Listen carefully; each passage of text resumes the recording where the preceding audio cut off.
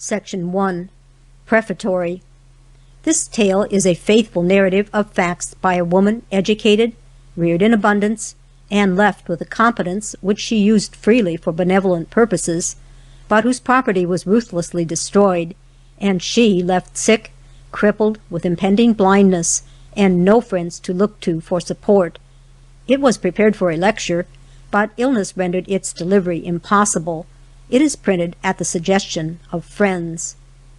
Half a dime a day. You will hardly dissent if I say it would be easier to tell you how to die on 5 cents a day than how to live on that sum. Perhaps I should say exist rather than live. It is keeping soul and body together on a small annuity, and I may say in the outset that to live on half a dime a day will prove an infallible anti-fat remedy. All the patent bottles advertised to prevent obesity will have to point heads down and beat a retreat to Coventry before this bill of fare. But I must admit that 5 cents, as a rule, only buys the food of a day, and other things than victuals are needed to enable a person to support life. There must be a place to live in, certainly. There must be clothing, and fire in cold weather. I had an old house and some land. I got $20 for grass, 12 for pasturing. In good years, 3 for apples. There was no work I could do owing to a crippled arm and blinded eye, save knitting and making mock flowers. The utmost I could ever earn in a year was $15. Here then was exactly $50, from which 10 must be deducted for taxes. With the remaining 40, I was not only to make both ends meet, but all ends meet, and twist into a neatly knotted skein, as my frugal gift to each succeeding New Year. 3 years my offering has been made. I have got round on the $40. It has been accomplished through contrivance, self-denial, and arithmetic. You have heard of the man who awoke one morning and found himself famous. I awoke one morning and found myself poor, so sudden as that. Or I don't know as I can say I awoke. I was like one in a dazed dream for months, an awful dream, in which a frightful incubus stretched itself across my gasping life and paralyzed me with cold, clammy terror. I was as one stunned and knew not what to do. There was an old roof above me, dearer than life. To sell or mortgage it seemed like disgracing myself in the eyes of the world and dishonoring my ancestors. But I had not a dollar of money left, and I had no health. Thus there was no work to which I could turn to earn a living. You have heard of people living by their wits. I was at my wits' end how to live. Why didn't I let my place on shares? I was too wise, thank you. I had tried that twice too many times in former years. For the same reason I did not take a family into the house. In that country place I could not have got rent enough to pay for the damages done the buildings, nor could I have borne the unavoidable noise and annoyance of a family in my ill health and nervous debility. So there were $40 per annum I could reasonably count on. At the prospect my stomach began to fall into a collapsed state. 20 of this 40 I must spend for food, I thought. But the purpose was hardly fledged before war to the teeth was declared. It shall never be, said the mind. I care nothing about your old body. It must go to dust soon, anyway. You must understand I shan't starve, and I shan't eat trash, either. I have always had the best, and the best I must have still. Understand, once for all, that I rule, and make your plans accordingly. Thus mine stepped to the front with a bold standard displayed, and it was for me to quietly recognize its position. I would live on $17, and save $3 to continue my first-class weekly, Christian Union, with its unrivaled editorials and Christian instruction. There was still the other half of the $40 unappropriated. I sorely wanted to take enough from it to supply me with 2 of the best magazines. I, however, ventured on but one, thinking there would be 2 or 3 books in the course of the year I should feel as if I must have. What expensive tastes, one and another will exclaim. Ah, People differ in their ideas as to what is and what is not expensive. To pamper the body and famish the mind I should deem the most ruinous and wicked extravagance, and a so-called cheap newspaper, which deals in the abominations of society and dumps the filth of the world at your door every week, would have been a far too expensive investment for me. I could afford no such luxury. $17 of my 40 I assigned to supply food, 10 for reading, leaving 13 for fuel.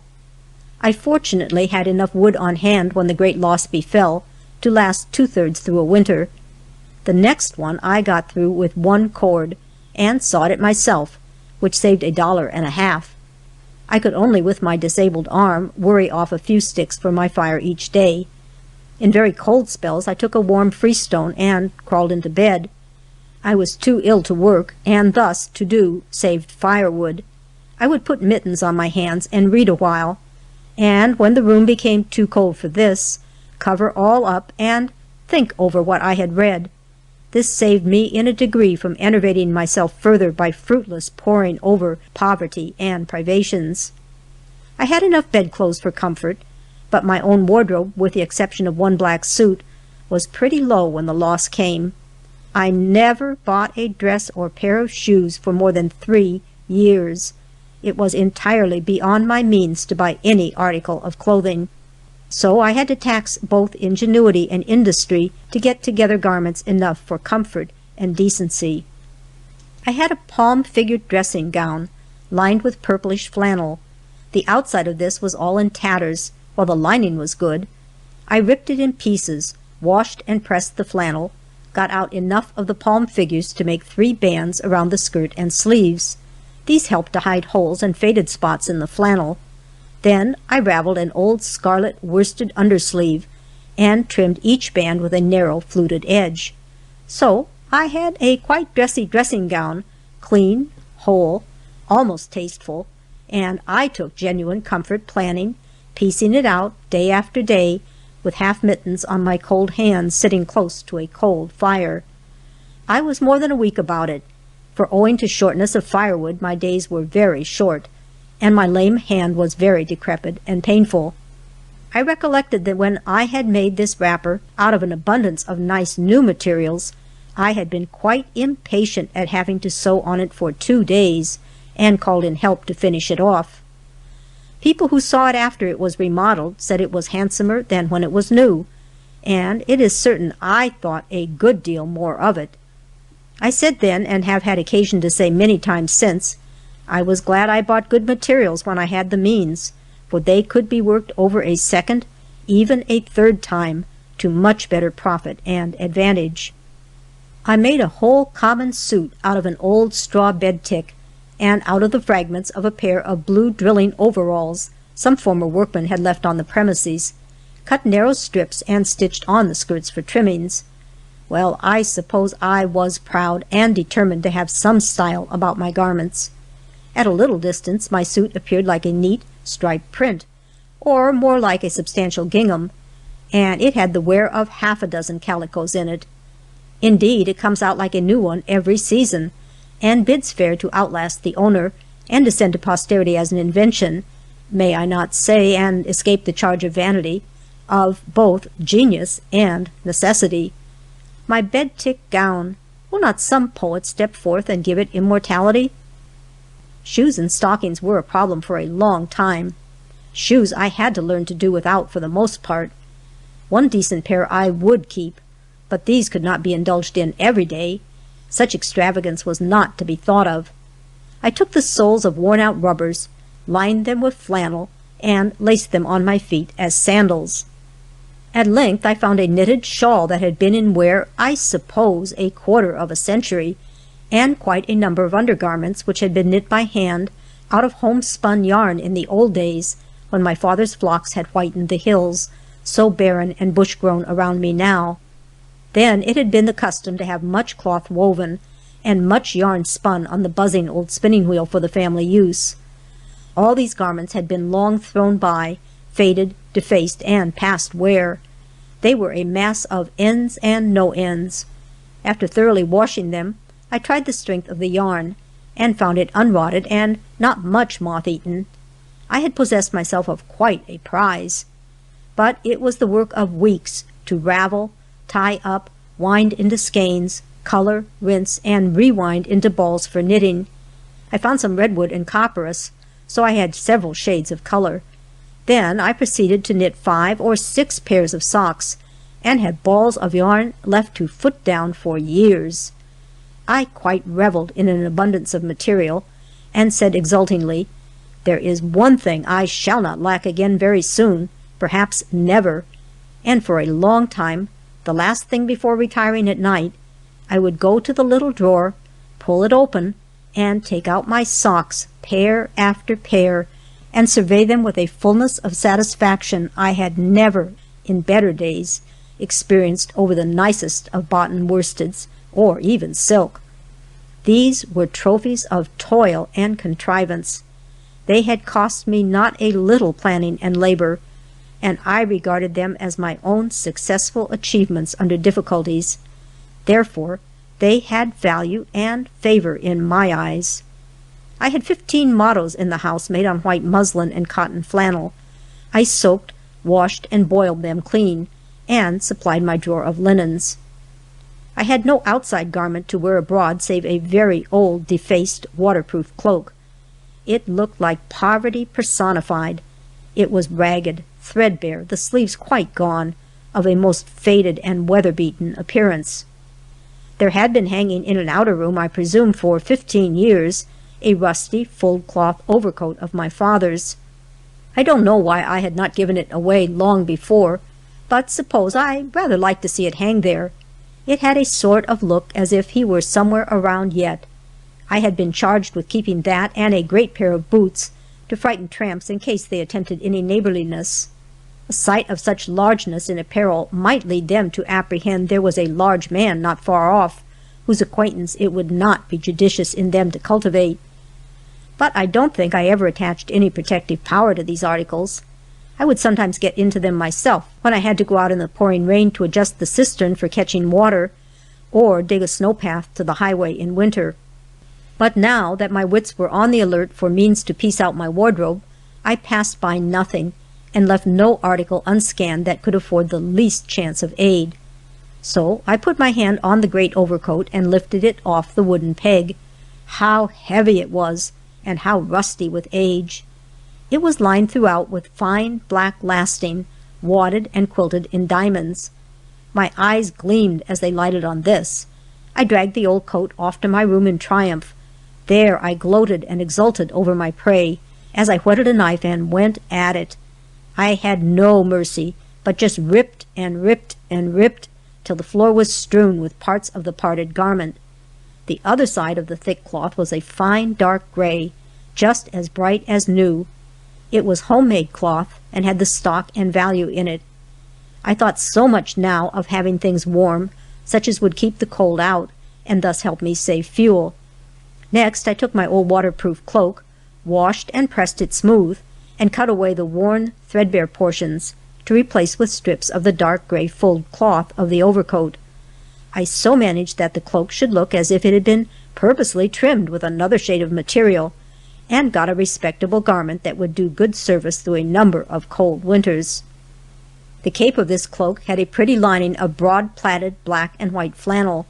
This I removed and replaced with some breadths of old alpaca, which answered very well, and of the plaid flannel I fashioned an article of apparel suitable to wear abroad in spring and summer weather. To make it a better size, I pieced and stitched black grosgrain ribbon around the edge, raveled a pair of undersized worsted hose to knit a fluting, and finished this with a ball fringe. And it was indeed as pretty a cape as most anybody had. I expect, yes, I know I was proud of it, for I would try it on at home before the glass sometimes, a thing I had never done with the best silk dress my palmiest prosperity had ever gave me. My old cloak, renovated and remodeled by aid of the full-cloth overcoat, was better than new to me. It was surprising what satisfaction I got out of my hard-contrived garments. Then there was the shiny, quilted, lasting lining. It was as to shape almost exactly in the style of the reigning cloaks of the period, and the quilting was quite stylish, too. I had some cashmere to line and trim it, and my cloak was a fit. It was in fashion. It was satin, if you did not get too near. So black and glossy was the lasting. If I had only been a rich woman still, everybody would have been exclaiming at my extravagance in buying a quilted satin cloak. Lest even now some person should not see straight, I have never dared wear my cloak abroad much. I luxuriate in it at home on cold days. It keeps out so much cold, wadded throughout, and is as good as an oven on my back. I put it on Thanksgiving days to give thanks in. I was in a state of high exultation after such a series of successes with the old overcoat. It seemed now so plain why I had kept it so many years. I fancied my father, mother, long in heaven, saw my poor lame fingers and purblind eye at work, eking, mending, and repairing my scant, worn garments so intently and industriously for days and days, occupied and engrossed with the labor almost to oblivion of the hard fate, the wanton wrong that had reduced me to this extremity. But what pleased me most of all, I think, were the shoes I got out of the old overcoat. The cloth was so thick and firm it would outwear a common pair of slippers. I ripped up an old shoe to have a good pattern, and got quite a neat fit. I haven't had to go without shoes since. My German slippers are said to be prettier than those ordinarily found at stores. They were warm, comfortable, and not unsightly. They satisfied me. More than that, the mind failed not to celebrate with the deep, strong joy which unwonted effort and endeavor imparted, every victory gained over the supremacy of bodily wants. It rejoiced exceedingly over every obstacle surmounted which hindered or disputed its own supreme sway. The homemade shoes shut off the shoe bill at the store and gave me Harper's Magazine, with pages more irradiated through the economy and contrivance by which I had possessed myself of them than by the learning and genius of the writers, I might almost say. At least, the having worked through difficulties to obtain the magazine imparted the keenest zest and enjoyment to the reading. I had fought with poverty for a prize, beat down the grim monster, and come off victorious, and as I turned the freighted, sparkling pages, my heart sang a song of triumph. I would pull on my half mittens, wrap my double gray blanket all round me, put a freestone to my feet, and my back to the stove with its very small fire, and go to my reading, wondering and doubting if in any sumptuous parlor of wealth and magnificence a lady in diamonds and velvets sat down to her new magazine with the zest and pleasure that I did. Of course not. Every day brought new books and periodicals to her hand, to be skimmed over and lightly tossed aside. My one or two were read and reread and thought upon, and the current number was not passé when its successor came. Thus mind fought the battle with despondency, in which injustice, wrong, and misfortune threatened to engulf it. There were enough to prescribe society, the diverting of attention by outside objects. But society, such as lay around me, did not present anything worthy or engaging. To one who had once and again proved its hollowness and false appearances, its insincere professions of kindness and good faith, it was sickening and revolting. I shrank from it as a burnt child dreads the fire. It seemed unfeeling and cruel to urge one in my circumstances to go into society. There my mendicancy would be thrust upon my consciousness in strongest shades of contrast with former ease of condition. Under my own roof I was not humiliated beyond endurance. I kept my self-respect there, but if I attempted any moving about in former circles, the comparison of present with past condition forced itself on me with such startling vividness that I was overwhelmed, and felt as if going distracted. Everybody was trying, consciously or unconsciously, to adapt themselves to my new situation, and whether it was by an increased carefulness to show attention, or a haughty distance of manner, or a condescending patronage, the one was about as killing as the other to encounter. And further, my dress was not equal to the demands of society. Had I seen fit to forego my reading and devote my utmost dime to it, I must still have been a shabby appendage at a parlor party. If I could have had access to a company of benevolent workers, persons who had a really noble and useful purpose for which they lived and labored, it would have been as power and inspiration to one in my depression and pain. With all of life wrenched away at once, as it were, its long accustomed ways and habits forced into violent and sudden change, means gone, health gone, the friends that had been around me in the arduous work of a term of years gone, a ruin in the midst of ruin, as I seemed to myself. If I could have entered in amongst earnest workers, and added a mite for the aid or relief of other sufferers, it would have been as the joy of salvation to me, for in my own casting down it seemed as if the woes of all humanity through my heart made a thoroughfare. I was afraid to read of the fearful sufferings of the famine-stricken in India. All their million pangs seemed gnawing at my vitals, yet such recitals had a terrible fascination. I would return again and again to the reading of them. I could picture their pangs, desperation, and despair, down, down, till starvation had finished its grim and horrible work.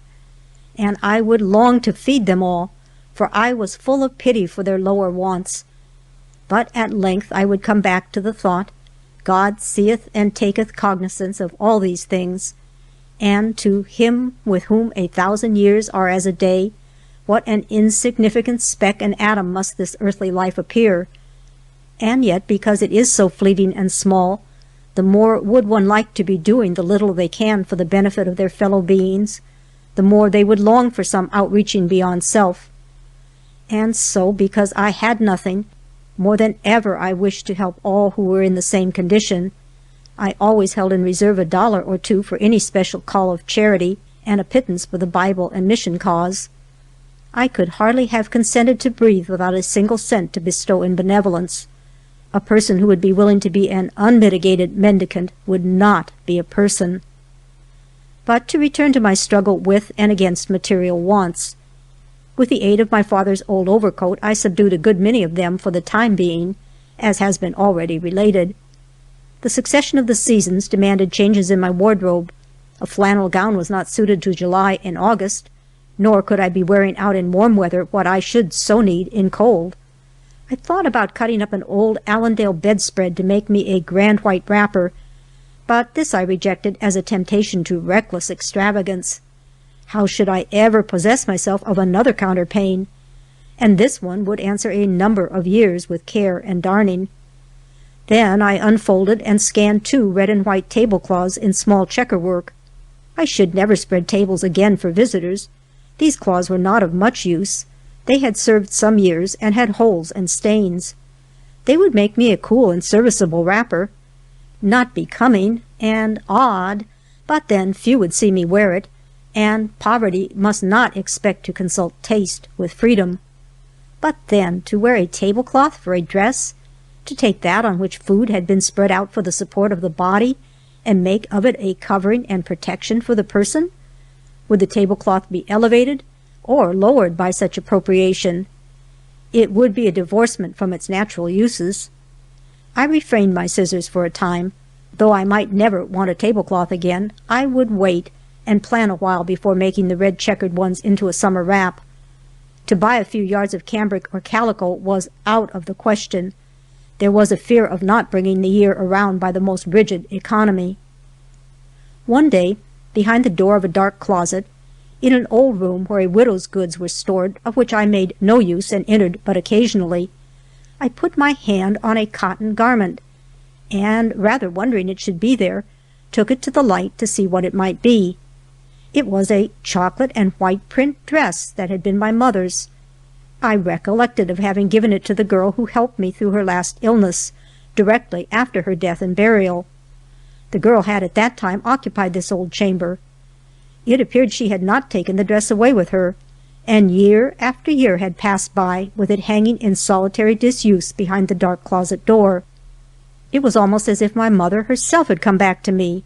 It brought such a vision of her as she was in her last days, her little bowed, trembling figure clad in the small figured calico wrapper my own nimble young fingers had made.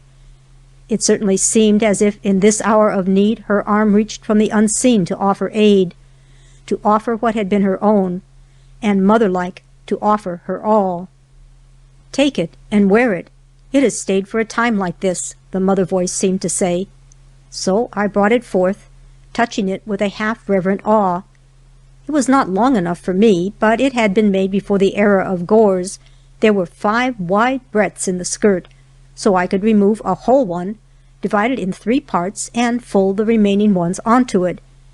And whenever I caught a reflection of myself in a mirror moving about, it seemed as if it was my mother come back to me, as if in my loneliness, loss, and pain she had come and clothed me with herself. So the dress supplied far more than my bodily needs. It was company and comfort to my mind as well.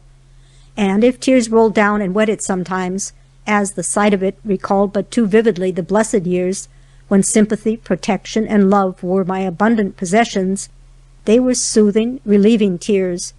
For I said, "Mother still is somewhere. The going years are bearing me toward her. I shall hear her voice and have her love again." In life's supreme moments, when stern realities press close and hedge us in on every side, how does the mere superficial fall to naught? How trivial and below respect appear the occupations and pursuits of worldlings! Truly, what shadows they are, and what shadows they pursue! I saw people arrayed in finery, and marveled that I could ever have done the like. I pitied the short-sighted, low-minded creatures, and felt ashamed for them, absorbed in trifles, as if their clothes were their all. "Everybody is as God made him, and oftentimes a good deal worse," says Cervantes. Very true. There is a better side to every nature, which, if cultivated, may bring forth passably good fruit, but it is too often left in neglect to be overgrown with rank and noisome weeds. It requires thoughtfulness, effort, self-denial to nurse it into growth, and most people dislike such labor as this. It is easier and pleasanter to go with the crowd and be one with them, live for the present moment in the gratification of the senses, not the least ashamed to admit, say it even self-approvingly, "It is my aim to take the first care of myself and live just as long as I can." This is on a level with, "Eat as much as you can, it is all you are sure of." Some are sure of considerable, even if this is all. The kingdom of heaven can never come till everybody says and acts up to that saying, "It is my chief aim to help others, nor do I wish to live longer than I can be useful in the world. He liveth long who liveth well." Often I saw people rolling past in easy carriages, but the sight awoke neither envy nor longing in my heart. I was rather glad to be rid of it all. I had always preferred a walk to a ride, and style, circumstances, had placed riding beyond my power.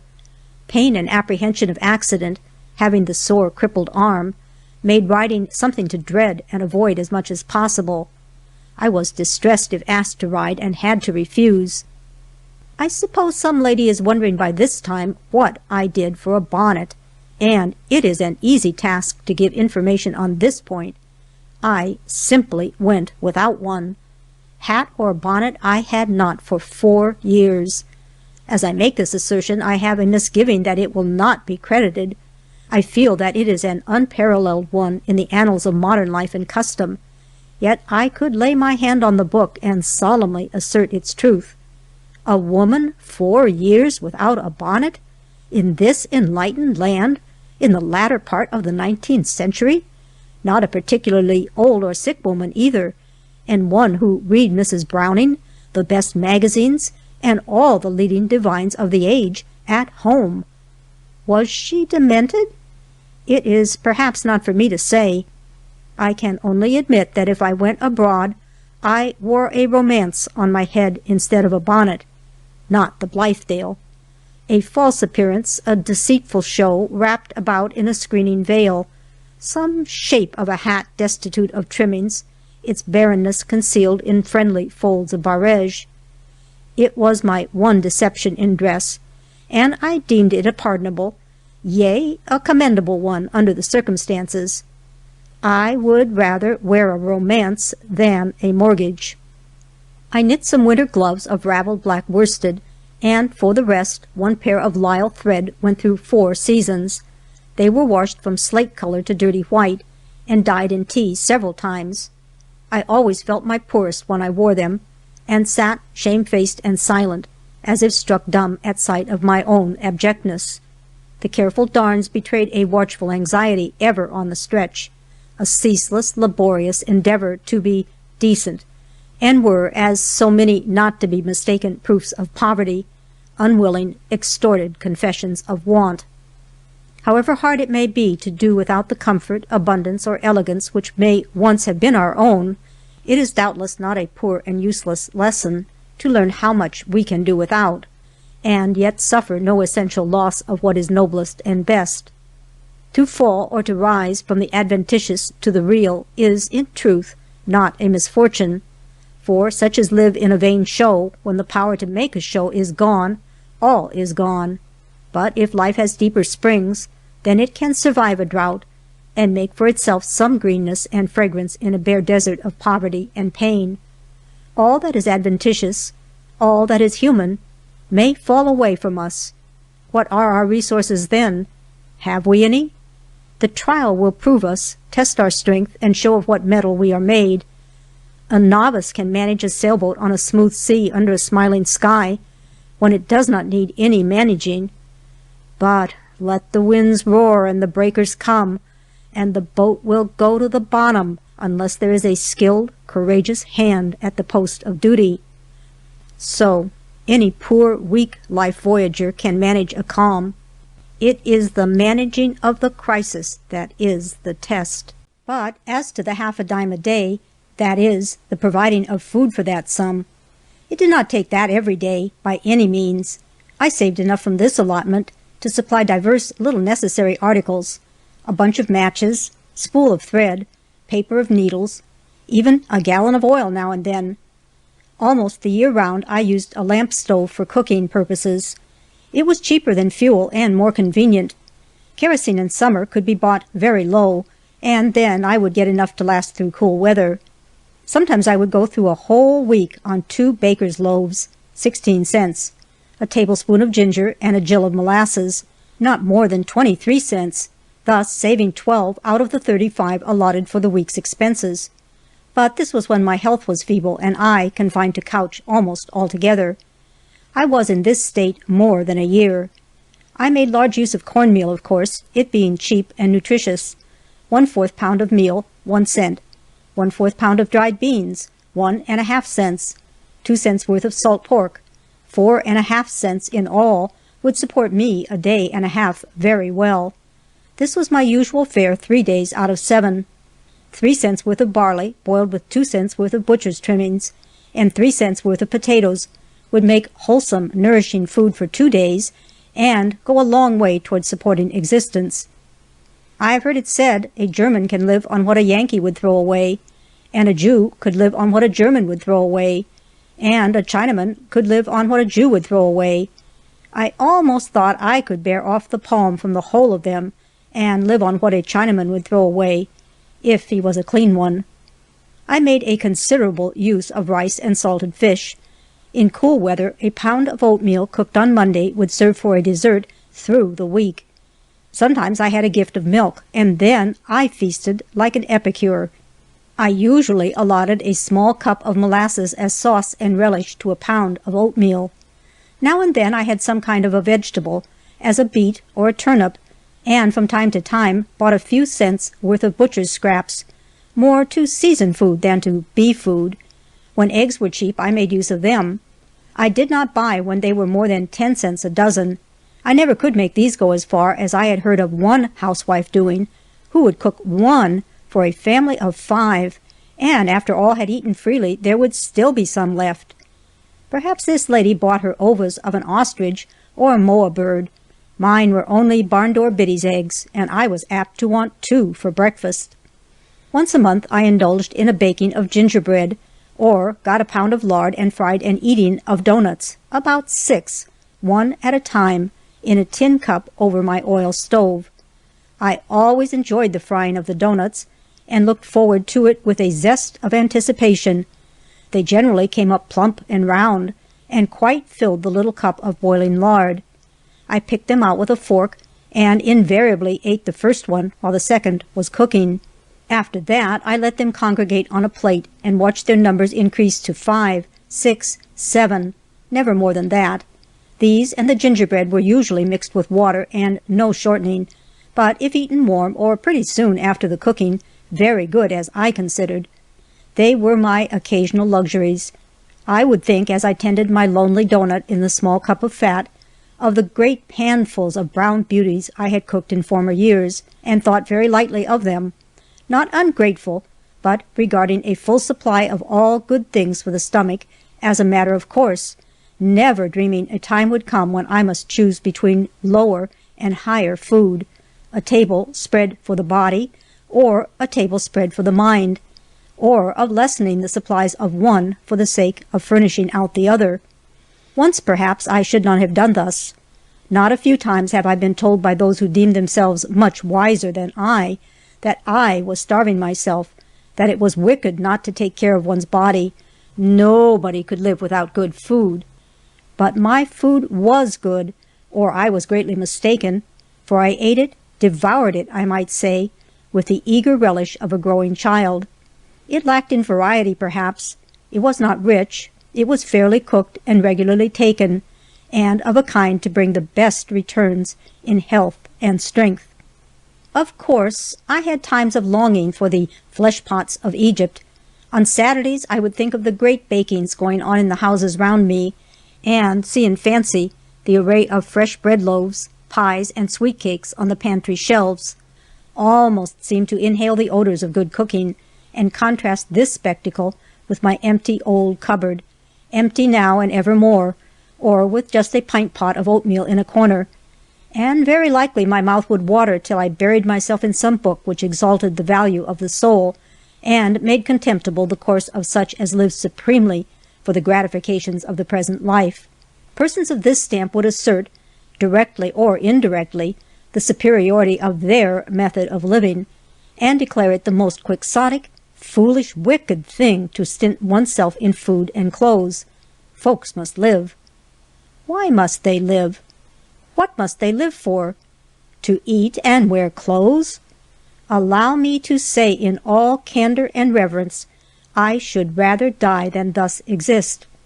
Of course, a person cannot live without food and raiment, but that these should be the chief concern, the object and end of existence, as it were, is pitiful and humiliating among a people who have enjoyed the benefits of civilization, and have some degree of education and intelligence. A sudden and complete change of circumstances compelled me to choose which I would serve, and which should serve me, mind or matter. I don't know as I hesitated at all. Certain things I knew I must have, certain others it would be possible to do without. I declared for mind. I felt like one cut loose from time, clinging to eternity. This life, this perishable body, must soon go. The little I could still manage to do must be for the immortal part. There was a certain tyranny of opinion to endure, afflictive enough, and on which I grew thinner than on dried beans and oatmeal. The best I could do was to hold myself aloof from it. Less than ever now could I allow others to lay down the law for me to follow.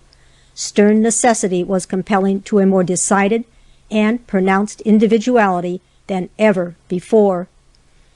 I make a brief digression to say I have been waiting a lifetime to canonize any who would afford me opportunity, but the first name is yet to be enrolled in my calendar of saints. It is amazing. I don't remember that I ever took the liberty to call any person to account as to their particular style and method of living, but no one enters my doors without taking me to task, more or less sharply, often flinging stern reproach and condemnation on my unsocial, unnatural, morbid, monstrous way of life. Do not be too much alarmed. I am not quite an ogress or a tigress. I simply live by myself. As if no one ever lived thus before. Why, I know a dozen people who live thus, and are not scoffed at and condemned to death for it, as I am. As if I was to blame for being alone. Was it not hard enough to lose all near friends when comparatively young, and be left thus without being reproached for the aloneness, as it were? The first person who doesn't take exception, arraign, or denounce me on account of my quiet way of life, I wait to canonize. If I were to devour myself with envy of those happily constituted people, who, when near ties are broken, can readily form new ones, it would not help me to have a nature like theirs, and so it could not help my condition, but would rather render it more grievous. There is no loneliness like the loneliness of feelings unreplied to, and there is in this one comfort for odd people, that no creature God has made can seem odd or strange in His sight. He comprehends the full character, and at last the lonesome spirit may unburden itself to Him, with no fear of being misapprehended or misunderstood. And yet, if there might be somebody who would think enough of earth and earthly things to treat them nicely, and yet not be engrossed in them and enslaved by them to the utter neglect and forgetfulness of higher and better things, such a choice sort of somebody it might be safe, pleasant, and helpful to have near. But so many live rudely and grossly and care for no better way, do not believe there is any better way, and mock at refinement and insult good taste and order. Thus there has always been a tendency to criticism in my case, and when reverses came, people were freer than ever to express views, offer advice, and point out the proper course of action. Let your place or sell it, and buy a snug cottage, or hire your board and have things nice and comfortable as long as you live, said one. And another, I wish I were as sure of being comfortably provided for in old age as you are. Such persons were either ignorant of circumstances, or lacked good sense, or were thoughtless and unfeeling. To let my place, experience told me would be fraught with loss and annoyances my present state of health could not endure. As to selling it, I loved it better than life, and never understood I could get more than $600 for it. But if I could have got twice that sum and essayed to buy another, little would have been left for my support. My table would not have been much better supplied than at present, and life would not have been life away from the old home. If I had hired my board, the money would have slipped from me almost before I was aware, probably, and left me on public charity. My house might have held a few boarders, if I could have superintended them, but my crippled arm, poor health, and nervous depression would not admit of this. I should have to see it go into dilapidation and decay if life was much prolonged. The roofs leaked now, the windows were rickety, the chimney discharged a mournful brickbat in every driving storm. Out of the wreck of all, if I could garner enough to subsist, save a few dollars for good books, and a few more to help any worse off than myself, and add a mite to benevolent causes, it was all I hoped or expected. Thus far, I have done this. I have lived and thrived in a small way on half a dime a day, or rather on $40 a year, all things included. For clothing there has been no outlay of money. Contrivance and a crippled hand has supplied all my garments. As to fuel, I am not accustomed to provide more than 3 cords a year, $9 usually, and manage to saw most of it as I want to use it. Save in winter, I pick up the wood I burn, dead tree limbs, pine cones, and moss for kindlings. For almost all cooking, as I have said, I use an oil stove. On this I often heat a freestone and wrap myself up so as not to require a fire in my airtight stove till pretty cool weather. The cold snaps in winter are so paralyzing to the partially perished arm I can do no kind of work. So then, when I can earn nothing, I can at least save wood by covering up in bed. I do not exactly, like the mole and dormouse, burrow for the winter. In mild spells I thaw out, and do my best to bring up things that have fallen into arrears during the cold term. I search the drawers and closets in the old house, to see if I may not come upon some material out of which to fashion some small holiday gifts for children and friends who bring me baskets of benefaction at times through the year. I ought to have made mention of these before. It has been my experience in falling into adverse fortune to receive most aid and kindness from sources I should not have expected to receive from persons comparatively strangers till the adversity befell, that I had done no favors and had no claims on, while others I thought would increase their friendliness and offerings have withdrawn, and made themselves strangers. I know not, nor ever shall know the reason why, but I must not speak of this. It was a greater agony than the loss of money. The only sympathy deserving the name has come from those who have been themselves sufferers. Many have mocked me with their pity because they did not know my pain. Others have ignored the great trouble and loss, and carried themselves as if it were but a morbid imagination, thus adding insult to indifference. Under most of the proffered advice or consolation, I have needed to pray every moment, "Forgive them, they know not what they do," for it all was but afflicting the afflicted. My most efficient aid has never come from the rich. They have made some casual proffer and soon forgot it, leaving me more distressed than before it was made. From the but moderately well-off, from the widow in straitened circumstances, the best help has come. They have been more ready to divide their little than the rich to give out of such an abundance that they would never feel or miss the charity bestowed, if that be a charity which costs neither sacrifice nor self-denial. The friends of life's darker days will never be forgotten. They enable one to think better of human nature, that there are a few here and there who are drawn rather than repelled by adversity, who show a practical belief in the Bible which says, "Remember the poor," rather than in the Koran which says, "Deal with the fortunate." But it may be said, in this style of living there was no provision for incidental expenses or contingencies, and no one can live long without encountering these. Very true. When my gate fastenings were stolen, or when they evaporated, or the wind blew them away, I tied it together with strings. When the shed rained down too hard in one spot, I moved the woodpile to another. Fortunately, it never took more than 5 minutes. When 30 shot holes were put through a front window by some wanton hand, I closed the blinds and let it go. When the plastering dropped down in the rooms, I pasted patches of cloth over the bare brown laths. No money now for repairs. Such jobs must lay over till my ship come in. I was often told in these years that I must not look on the dark side, but pray and trust, and all would be well. I noticed the persons who were so ready with this advice were such as had ample means to meet all their necessary expenses and provide for contingencies. With well-filled stomachs, well-stored pantries, well-roofed dwellings, they came where all these things were wanting, and complacently, reprovingly, bade poverty and pain, "Look on the bright side, be resigned, trust and pray." I recoiled from them with inexpressible horror. I was as one stricken dumb. I don't know as any prayer passed my lips for months beyond an agonized groan, and I did not know what trust and resignation meant. I did not think about these things. Life was paralyzed. There were many who would say, "If you want anything, let us know." It is needless to say I never wanted anything on that invitation. Thus they would compel me to the asking of perpetual doles. There was acute suffering in the most sensitive faculties, and for honorable reasons. One who has no pride or ambition, no proper consideration for his standing in society, and would as soon hang helpless on the hands of others as strive for his own support, would not be worthy the name of man.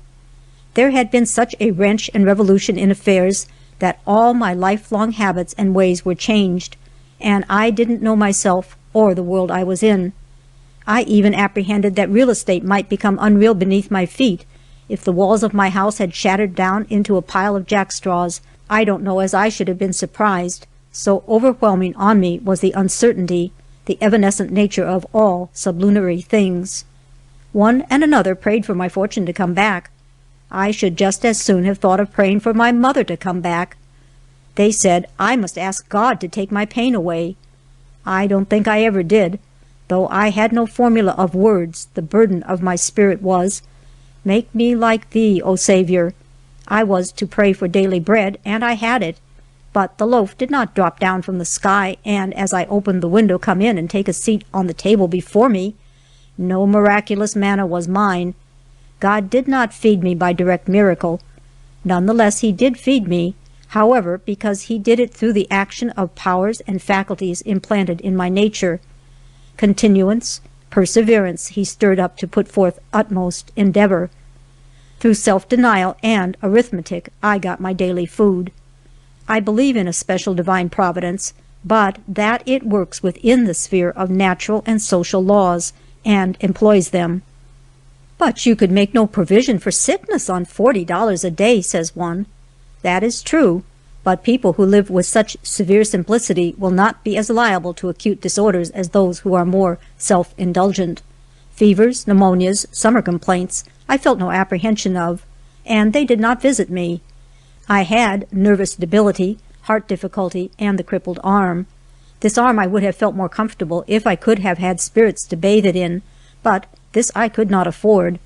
Had any severe illness befallen, I must have mortgaged the house to pay bills. But mine were old chronic diseases that doctors or medicines could not much benefit, nor was I useful enough to justify much outlay.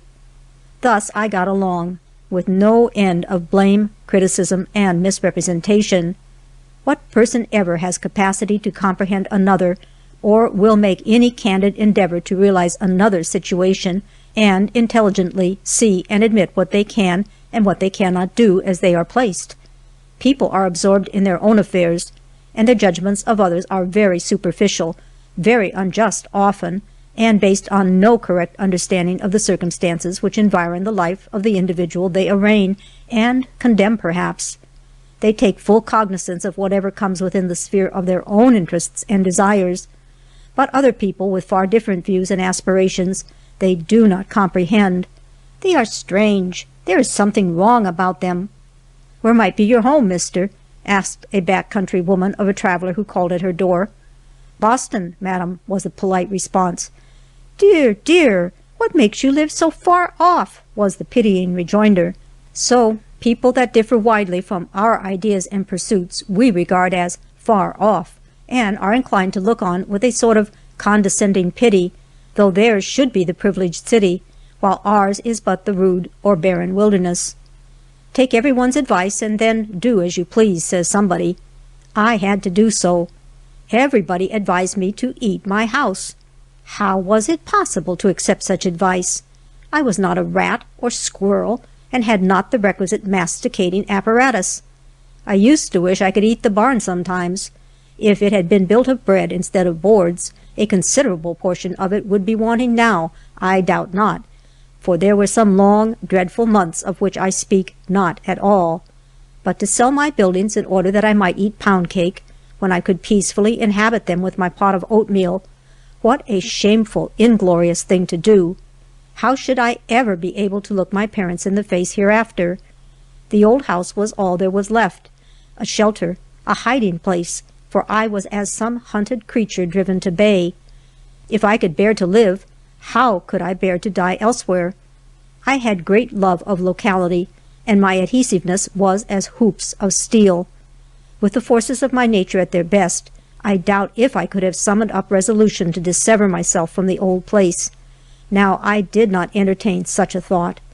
There was a pathetic tale in one of my papers at this time of two sisters who had lived past middle age in a certain room of the house in which they were born. They kept every article of furniture standing just where it had stood when they were little children growing up with their mother. They supported themselves by hand sewing. At length machines came in and cut them off. They could get no work. One of them fell ill, the other got worn out taking care of her, and the wolf was upon them. The overseer of the poor went and said it was no use trying to keep along any further. They must sell off what they had and go to the almshouse to be supported. The sister who told the pitiful tale said she guessed the man didn't mean to be unkind, but he spoke in a hard way. She supposed he couldn't know what their feelings were, and after he was gone, the younger sister, who had been nursing the invalid one, went wild, walking round and round the room, touching each precious article of furniture, whispering to herself and wringing her hands. The sick one cried herself to sleep, and when she awoke her faithful nurse was gone. After 3 days she was found afar off among some desolate hills, but reason had left her. She just moaned, "Don't let them take away my mother's little table. Don't let them break us up and send us to the poorhouse." Some humane people were at length moved to save the few articles of furniture, and make a provision by which the pair could have a humble room to themselves, with the things they prized so much around them. But the help came too late to one of the poor sisters. Seasonably given, it might have saved her from breaking down. She was never herself again, but lived years in a harmless insanity. And the elder one, who took patient care of her, said, "I suppose it is too bad in me, but sometimes I can't but think how different it all might have been if only someone had found out our need and helped a little before poor Harriet broke down. Ah, yes, if people would not let their good deeds lag, and give the little lift, the small help at the right moment, which means so much before and so little after the Harriets of the world break down, how large an amount of suffering might be spared. This pathetic tale made a deep impression on my mind in my present circumstances. Were I reduced to the condition of this hapless Harriet, I should have no sister to take care of me. I believe from sheer inability to act I remained quiescent at this time, and my ears were pained by reproaches uttered and reproaches implied. No one looked beyond my physical well-being, and this had quite dropped out of sight with me. It depressed and distressed me to hear it named. I was dragged down and set to complaining by people's words. When left to myself, I maintained for the most part a much better frame of mind. There were moments when I sunk utterly down and cried, "Oh, but to see for an hour the world wear its wonted look, to have the burden lifted, to have wiped out the memory of cruel wrong, to feel I've enough for all my wants and to help others, that there need be no more struggle or anxiety, and then to die before the dread reality is rolled back on me." But these were moods, the fluctuations of feeling not at my control while the mind staggered under a succession of severe shocks. There would be the ebb and flow of courage and resolution. My constructive faculty was a help and comfort. It kept me occupied planning and devising ways and means of getting along. Then I would read something that tended to moral growth and improvement of character, and ponder and meditate upon it. It seemed to me as if I was managing with my mind as a mother will sometimes manage with a child that inclines to an object hurtful and dangerous, by coaxing off its attention in other directions, and fixing it on objects it may safely enjoy. I had also a certain power of concentration, which I had held in much disesteem heretofore. It often made me appear abstracted and moody, but now it was one of my best friends, as I could, after a brief conflict, become absorbed in the occupation of the hour, and be intently knitting my sale socks, counting up the proceeds, and thinking what I would buy with the money. I did a dozen pairs in a month by great industry, and got $2. This I could not do all the time, owing to my painful crippled arm. The work was furnished me by a Shaker Society. These peculiar people were very kind to me in many generous and thoughtful ways. There was a sweet Sister Mary, a poetess skilled to make graceful and excellent gifts. She furnished me with all the tea I had for years. I am not a habitual indulger in the herb. Coffee I do not use, chocolate but occasionally. Luckily I was brought up on cold water, which is my favorite and accustomed beverage still. These Shaker Sisters of Charity carried me through one dark, dreadful time of sickness, destitution, and neglect. I shall ever remember them with emotions of gratitude and respect. Dr. Warner has sharply arraigned the sect. Their way of life seems harmless, if eccentric. Of their doctrines I cannot say more than this: the tree is known by its fruits. They are a people of eminent cleanliness, industry, kindness, virtue, and good deeds, and this is no contemptible record, nor one that any person need blush for. Their manners and customs may invite some harmless criticism, but to enjoy their hospitality and then make their peculiarities the target for public satire and ridicule seems ungenerous and ungentlemanly. But to resume my narrative, in my humiliation and low estate, I would have hailed with joy, as I have said before, any benevolent work, had there been an opening for one so poor and reduced as myself. I languished most of all because I could do nothing to help anybody. The cruelest thing in the loss of property was that I had nothing more to give, no means to aid others. I was not renowned for prudential morality. Folks would tell me I must be more selfish. Was it not awful? Surely it was. I hope I never heeded them, but doubtless I did.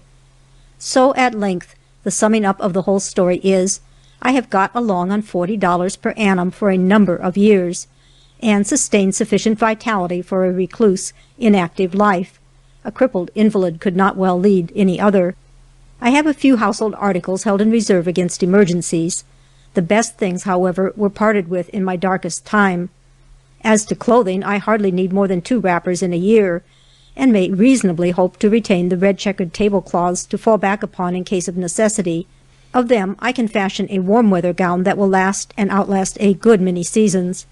And for a winter garment, a widow has promised to sell me for a trifle a large coverlet with some mouse holes gnawed in it. It is of course cotton, with overshot bars of woolen, such as were woven by our grandmothers. It is not indigo blue and white, as were many coverlets of this period, but chocolate and white, of medium-sized plaids. This I propose to dye of a dark color and convert into a cold-weather dress, if need be. I was always taught to have some foresight for the future. As to shoes, I've still enough of the fulled cloth of the old overcoat of my father's to supply me a lifetime. Bonnets don't signify, as I have practically demonstrated by successfully repudiating them for a space of 4 years. So I am provided with clothing for an indefinite period to come. I do not see as I need to spend 50 cents in 5, perhaps 10 years should I live so long, to help procure any necessary article of dress. So I may lay by enough to patch the leaky roof, and putty the most clattering glass into the most clattering windows. I ought to be able to hold my own on reading, and have an extra $1 or 2 for charity. I do not say my tastes and aspirations are gratified in this stern, severe life. No, they are all, or nearly all, sacrificed. My eye hungers, if by chance I get a glimpse of some rare picture or other thing of beauty. A great pang convulses me, for the world of art is and must be an unknown world to me. Only the few familiar views in nature round my low valley home may my eyes behold. The changing seasons make the sole variety. My ear hungers for all sweet sounds. I hear but nature's music, the birds in summer, the roaring winds in winter. I read of other lands than ours. From the printed page alone must I draw my knowledge of them.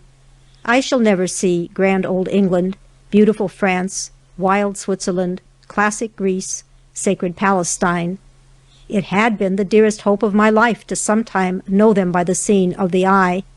The tears come, the heart aches as it cries, "What loss, what loss!" I was the most enthusiastic traveler. My delight mounted into ecstasy. I was unconscious of fatigue and above annoyance.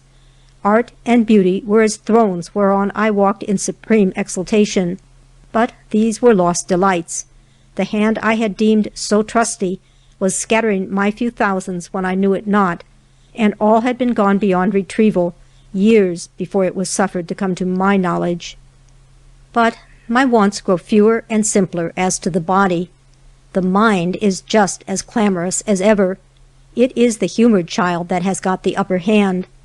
I keep the magazines and get now and then a new book. All my reading is valuable, and will thus bear going over again and again. My relish is keen and vigorous. I have reason to thank God every day that He gave me a taste for reading, as this one taste I am able to gratify in a measure. Sometimes I think it has been my salvation from total wreck and imbecility of mind. It was my one solace and relief in darkest times, and the love and gratitude I bear those authors whose words gave me sustaining support and inspired to hope and endeavor are the deepest and most cherished feelings of my heart. Preeminent among them are Mr. Beecher, Phillips Brooks, Whittier, and Dr. Holland. I sometimes dream I see and converse with them so pleasantly. These dreamland interviews are more heartening than those with real flesh and blood often, for the veil seems to be done away in them. There is perfect clearness and comprehension. But let me not incur the charge of mysticism, for I am in truth the most real and practical creature, only given to moods now and then. Who is not? My fortune has not returned. My loss has not been made up to me in any worldly sense. I have not escaped poverty. I have only disarmed it in a measure, and that by letting go of lower things and reaching up to higher. I never loved shams, or was good at feigning what I did not feel. Genteel worldlings complained of my bluntness. It is not possible for me to make an appearance in society, but if I thus lose much, I feel I also escape much. There are many evil things in society. Mine is a sincere and real life, sitting loose to time and looking serenely towards eternity. Dark things, mysterious things, as touching the conduct of others towards me in days of sorest need and trouble, have perplexed and pained my mind, have been beyond the bitterness of death to my soul. When the secrets of all hearts are revealed, these things shall be made plain. Wealth brings many responsibilities. I do not suppose I should have known how to administer it wisely and well. But mine was only a competence, and the chief comfort of my life was gone when I no longer had it to deal out from, as I could in benevolent ways. I only wish I had given more while I could. But words like these are idle. What is gone cannot be retrieved. I have tried and succeeded in maintaining a tolerable independence on $40 for a term of years, and am encouraged to hope I may be able thus to do to the end. If this recital is deemed indelicate, I am most unhappy if I leave the impression that I obtrude on the public a tale of loss and need after the fashion of a beggar. This is not a polite or an impolite solicitation of alms. It is a declaration of independence, rather. I don't know, but a proud one. I dare not say it is not egotism, but it is the egotism of humble things, even of oatmeal and homemade woolen shoes. Signed S. E. M. Sarah Elizabeth Monmouth.